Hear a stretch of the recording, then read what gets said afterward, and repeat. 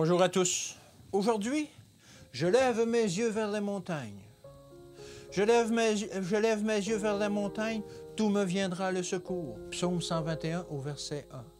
Chers enfants, Edson et Emma, je suis chez Monsieur Fer, le mari de votre cousine, a dit Fer, et je contemple par la fenêtre des falaises dont les murailles perpendiculaires sont estimées à près de 200 mètres de hauteur. M. Walkin nous a conduits dans les montagnes. Nous avons craint par instant de ne jamais atteindre le sommet. Nous dominions la région. Nous avions une vue très claire des deux villes de Black Hawk et Central quelque chose. Les paysages montagneux du Colorado ne peuvent être décrits de manière à permettre à l'imagination de s'en faire une idée précise et correcte. Ils sont extraordinaires. Ils sont merveilleux. Quel spectacle offrent ces montagnes majestueuses, dont certaines sont chauves et d'autres couvertes d'arbres.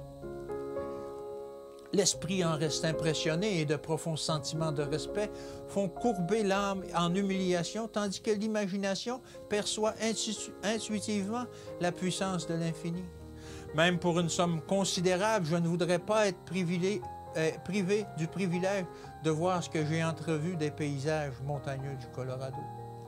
J'ai marché pendant des kilomètres hier le long des pentes escarpées et j'ai pu me reposer qu'après 11 heures. Mais ce matin, je suis debout depuis 5 heures, gai et active.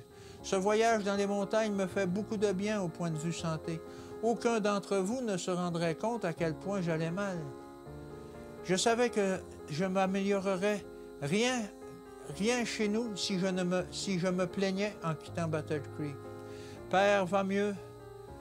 Et nous en sommes sûrs, mais il est parfois à bout de souffle, pris de vertige ou étourdi. Il surveille son régime.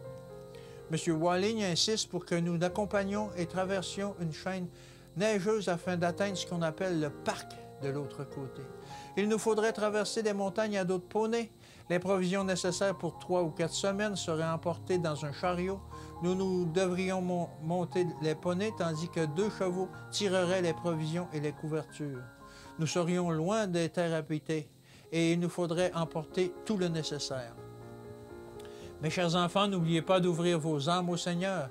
Et alors, il vous guidera, il conduit les humbles dans la justice, il enseigne aux humbles sa voie. Votre Père est parfaitement allègre et heureux. Nous avons joui de précieux moments de prière devant Dieu, dans les bois et les montagnes.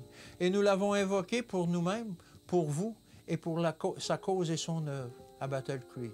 Que Dieu vous bénisse et qu'il vous garde. Et je vous dis encore une fois, à demain.